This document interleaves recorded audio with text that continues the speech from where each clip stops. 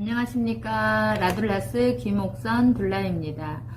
저는 간호사이자 지금 둘라 테라피스트로 일을 하고 있고요. 국제 모유수유 전문가이기도 합니다. 우리 산모님들이 출산을 하고 산후 관리를 제가 많이 하고 있는데요. 의외로 우리 산모님들이 굉장히 제가 생각하기에는 기본적이고 이 정도는 알 거다라고 생각했던 것들을 의외로 많이 궁금해 하시고 모르고 계셔서 이런 그 영상을 통해서 앞으로는 신생아 관리에 대해서 많은 정보들을 올려드리려고 하고 있습니다. 대부분 지금까지는 제가 알려주고 싶은 내용을 알려드렸지만 이제는 산모님들이 궁금해하는 내용들을 알려주는 게 맞다라고 생각이 듭니다. 그런데 우리가 제 말도 100% 정답은 아니에요. 그렇지만 우리가 모른다고 해서 잘못된 결정을 하시면 안 된다는 거죠. 지금은 정말 많은 전문가들이 자신의 SNS를 통해서 혹은 기타 포털을 통해서 많은 전문 지식들을 쏟아내고 있는 시대입니다. 그래서 각자가 선택하는 행동에 대해서 자신이 책임을 질 수 있을 만큼 정보를 다양하게 가지고 있는 것이 좋을 것 같습니다. 모두가 yes라고 할 때 나는 no라고 하려면 그만한 근거가 있어야 되는 거고 내가 그 no라고 얘기를 할 때 또 그 상황에 대해서 내가 책임을 질 수 있을 만큼의 어떤 그 자신의 철학과 가치가 확고해야 되는 거죠. 아기를 낳고 이 아기가 신생아실로 이동을 했을 때 신생아실에서 행해지는 의료 행위들을 많이 모르시는 것 같아요. 대부분 체중을 쟀겠지, 목욕을 했겠지, 뭐 아기를 상태를 관찰하고 있겠지 이 정도로 알고 계시지만 사실 행해지는 의료 행위들이 있어요. 예전에 제가 아기를 낳았을 때는 우리 아이가 무슨 주사를 맞는지 어떤 연고를 바르는지 저는 전혀 들은 게 없었어요. 그런데 최근에는 우리 산모님들이 점점 똑똑한 출산을 하게 되고 출산에 대해서 다양한 의료 지식을 갖게 되면서 병원에 자꾸 요구하고 묻고 이러기 때문에 이제는 그 서비스 차원에서 이런 걸 많이 알려주는 병원들이 많이 늘었습니다. 저도 최근까지 병원에서 그 일을 했기 때문에 신생아들에게 어떤 처치가 행해지는지 대부분 알고 있습니다. 첫 번째는 아기가 태어나자마자 비타민 K라는 주사를 접종하게 돼요. 허벅지에다가. 현대의학에서 비타민 K를 신생아들에게 접종하는 이유는 막 태어난 아기들은 비타민 K가 많이 결핍이 돼 있어서 출혈성 질환을 예방하기 위해서 미리 접종을 합니다. 특히 뇌출혈 같은 걸 예방할 수 있습니다.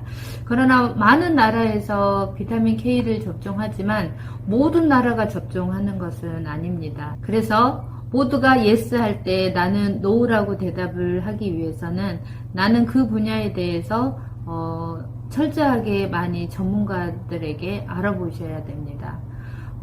두 번째는 아기의 눈에 안연고를 도포를 하는데요. 예전에 제가 병원에 있을 때는 모조리 다 안연고를 도포를 했지만 지금은 선택적으로 도포를 하는 병원들도 많이 늘었습니다. 안연고를 도포하는 이유는 엄마의 산도를 통과할 때 여러 가지 세균들이 눈에 침범을 해서 안염을 일으키고 이래서 그 안연고를 도포를 합니다.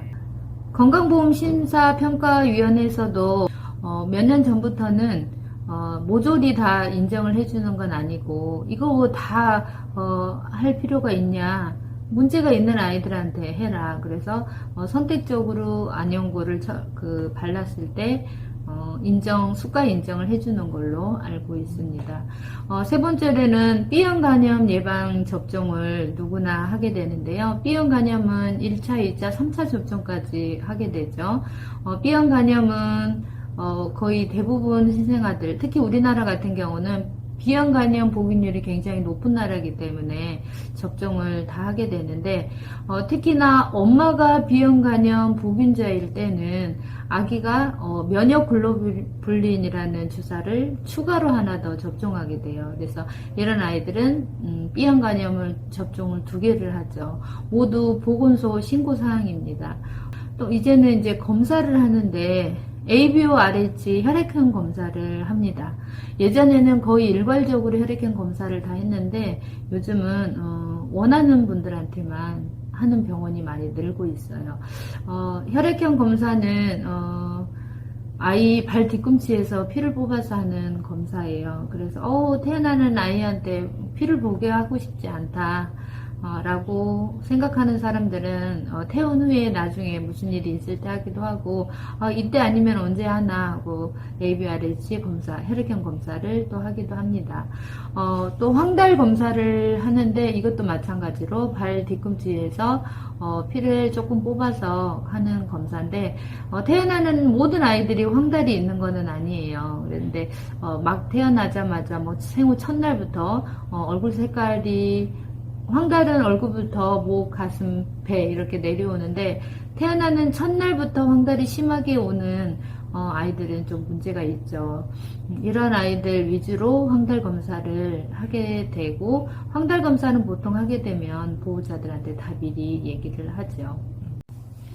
또 추가로 선택할 수 있는 검사 중에 신생아 청력 검사를 하게 되는데, 이 청력 검사는 2가지 방법이 있어요. 보건소에서 해주는 검사가 있고, 자체적으로 병원이 비급여 검사를 권하기도 하는데, 우리가 청력 검사를 하는 이유는 언어장애의 큰 원인이 되기 때문에 듣지 못하면 말하지 못하잖아요. 그래서 미리 조기 발견이 최선의 방법이기 때문에 미리 신생아들에게 청력 검사를 하게 되는 거고, 또 하나는 선천성 대사이상 검사라는 게 있습니다.